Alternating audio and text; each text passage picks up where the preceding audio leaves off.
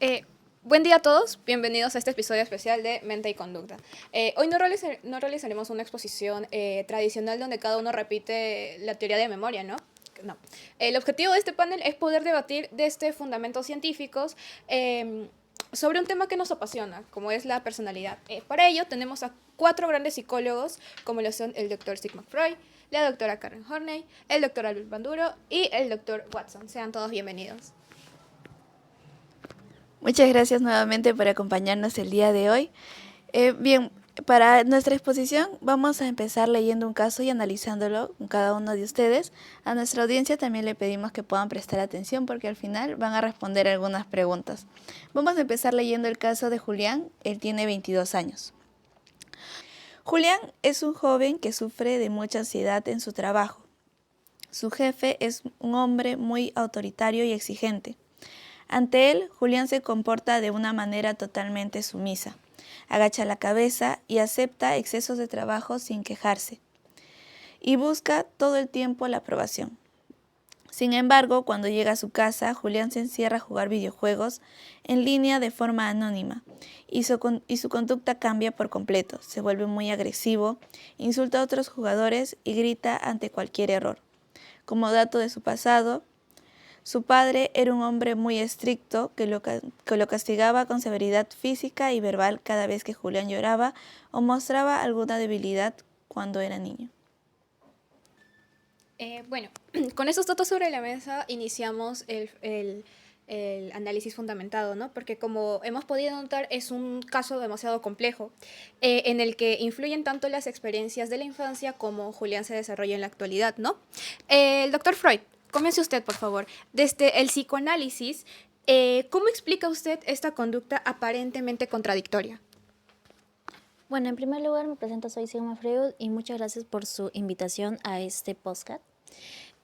Para entender el caso de Julián, que en este caso ustedes nos han relatado, no solamente hay que quedarnos con lo que vemos a simple vista, que son sus actitudes, sino que también debemos de ver lo que es su inconsciente.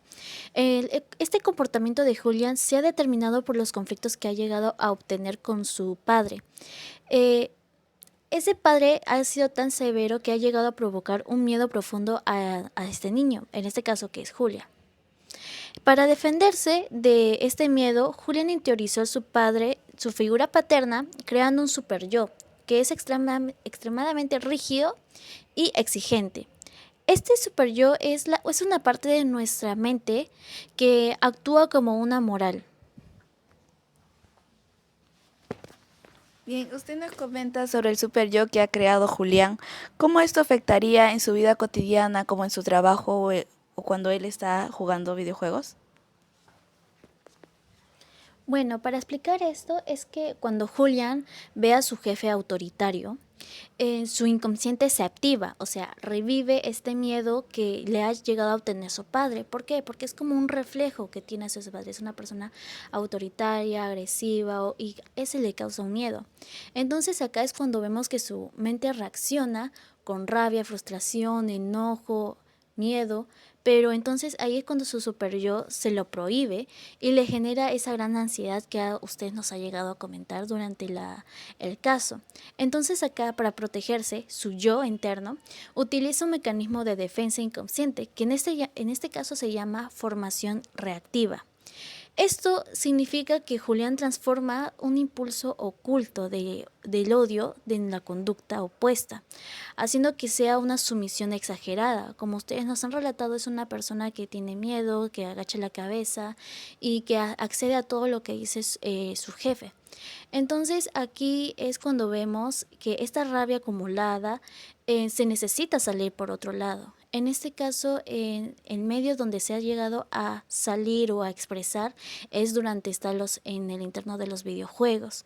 Porque acá es cuando usa un otro mecanismo que es llamado el desplazamiento, que como ahí se encuentra seguro, pues, puesto que nadie lo conoce, es cuando descarga toda su agresividad reprimida del jefe o también de su padre hacia los jugadores del videojuego.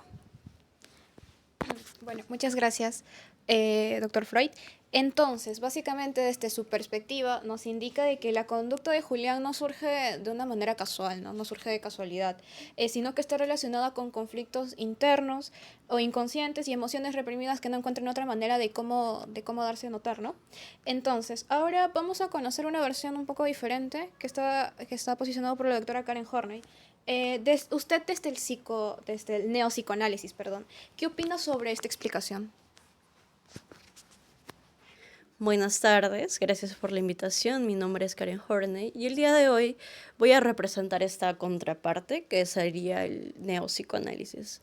Pues bien, en torno a lo que el doctor Freud dijo, personalmente no estoy de acuerdo y agradezco este espacio para aclararlo.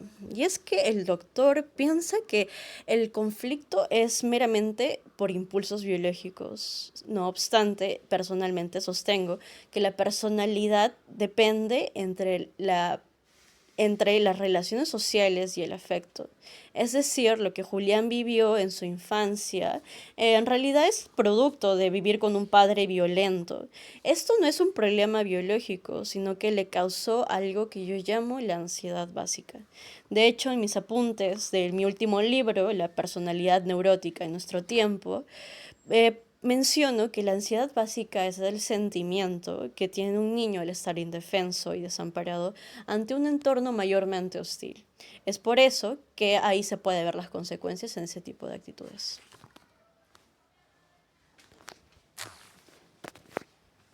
Bien, usted nos comenta y nos habló sobre la ansiedad básica. ¿Cómo esto se puede ver reflejado en la conducta de Julián?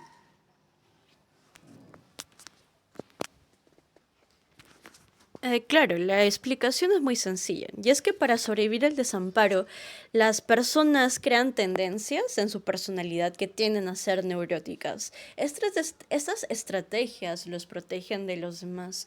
Sin embargo, en Julián se observa que tiene un conflicto entre esas dos estrategias que convergen entre sí. Por ejemplo, en el trabajo, él usa la estrategia de moverse hacia la gente. Eso es por eso que se vuelve sumiso y es complaciente ante cada orden del jefe. Esto claramente con el objetivo de estar a salvo y sentir que nadie lo va a lastimar. Sin embargo, esto mayormente genera una frustración en el paciente. Es decir, al llegar a casa es probable que se active esa estrategia opuesta, que en este caso vendría a ser moverse contra la gente. Y es que esto es la búsqueda de poder y control. Por ejemplo, en los videojuegos es el único lugar donde se siente realmente poderoso y por eso descarga su hostilidad. Sin embargo, ahí se puede notar que los problemas no son las pulsaciones, sino son meramente las dificultades para relacionarse sanamente debido al miedo que emergió en él durante su infancia. Bueno, continuando, excelentes explicaciones por parte de los cuatro psicólogos aquí presentes, ¿no? Bueno, ahora vamos a pasar a los procesos ocultos de la mente, de las teorías del aprendizaje, ¿no? Porque si bien ya nos explicaron un poco más sus posturas, existen o hay perdón, teorías que centran su atención en el aprendizaje y en la influencia del ambiente, ¿no? Ahora, continuando con el profesor John Watson, desde el conductismo, ¿cómo interpreta usted este caso? Primero que nada, buenas tardes con todos y les agradezco a ustedes principalmente este espacio. Escuchando las opiniones anteriores de los doctores, reafirmo que la psicología debe basarse en la ciencia y en lo que se puede medir, no en suposiciones sobre el inconsciente que nadie puede ver. Para el conductismo, la personalidad de Julián no es más que un conjunto de hábitos aprendidos a lo largo de su vida. Su conducta se explica por el ambiente mediante estímulos y respuestas. Bien, doctor Watson, muchas gracias. Con todo esto, ¿podría explicarnos de qué manera Julián se volvió sumiso en el trabajo? Bueno, este es un proceso de aprendizaje directo. Cuando Julián era niño, trataba de quejarse o defenderse cuando su padre lo golpeaba o lo insultaba. Eso es un castigo. El castigo eliminó la conducta de reclamar. En cambio, cuando Julián se quedaba callado y obedecía, el castigo paraba. Eso es un reforzamiento negativo. Aprendió que la sumisión evitaba el dolor. Hoy en día, el jefe autoritario funciona como un estímulo que activa automáticamente las respuestas de miedo y sumisión que aprendió cuando Julián era niño. ¿Y, y por qué es agresivo en los videojuegos? Porque ahí las reglas cambian. El juego premia la agresividad y el anonimato evita el castigo. No hay mentes ocultas, solo conductas aprendidas por las consecuencias del entorno. Ok. Nos quedó muy claro su postura, doctor Watson. Entonces básicamente todo es a base de causa y efecto ambiental, ¿no? Porque básicamente de eso se trata el conductismo. Ahora vamos a conocer otra postura que es importante, ¿no? Doctor Albert Vendura, ¿cómo complementa usted este análisis? Saludos. El enfoque del profesor Watson lo considero muy incompleto porque consideran que Julius va a reaccionar como un robot que va a reaccionar mediante premios o castigos. Las personas piensan, planean y evalúan.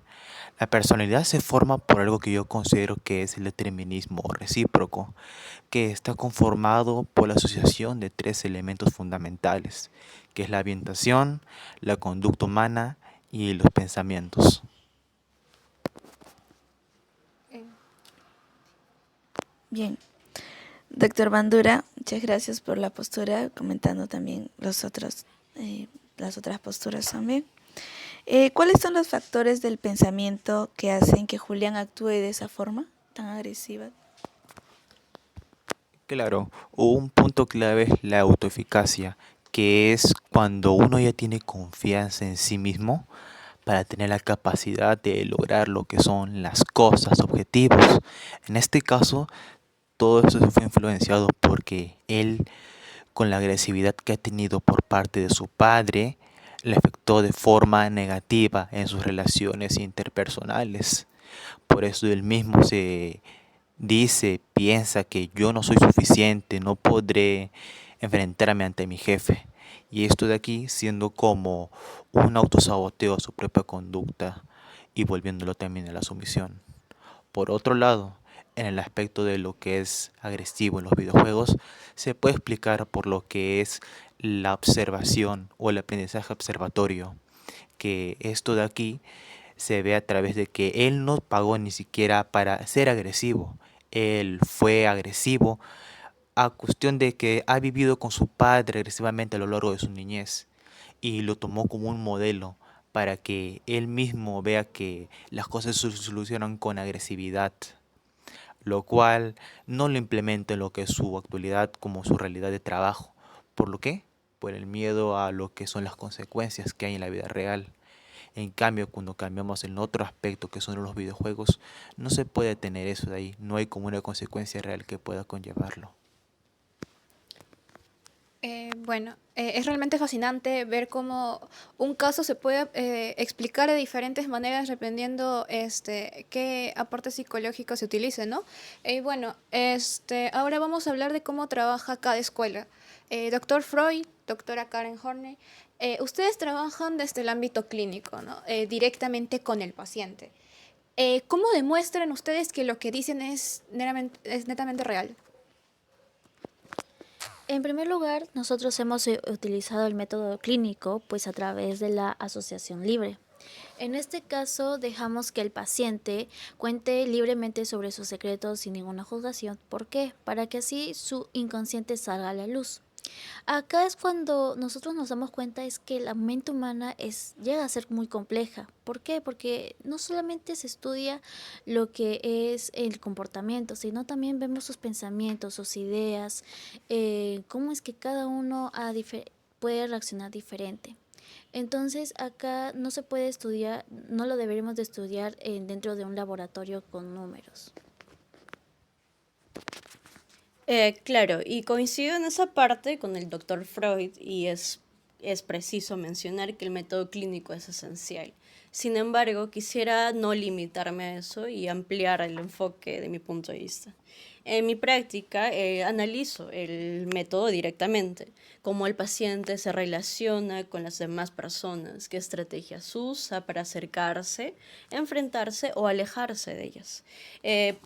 Según lo que estuve analizando, en el caso de Julián, bastaría observar su conducta en el consultorio para poder identificar los patrones y cuáles son sus tendencias neuróticas predominantes.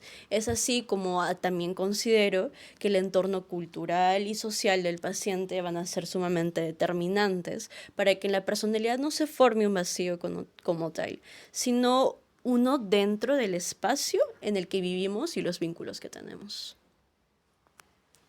Bueno, al respecto de lo dicho por el doctor Freud, quiero decir que discrepo totalmente. Ese método depende demasiado de lo que el psicólogo cree interpretar. El único método científico válido es el método experimental en laboratorios, donde observamos la conducta real, medimos cuántas veces ocurre y controlamos el ambiente para ver los cambios exactos. El punto medio es correcto. Mi escuela utiliza lo que es el método experimental, aquí donde evaluamos también los pensamientos. Nosotros medimos la autoeficacia y las expectativas de las personas a través de pruebas que son evaluadas científicamente. Y bueno, de forma rigurosa y científica, sin olvidar que el ser humano piensa y decide.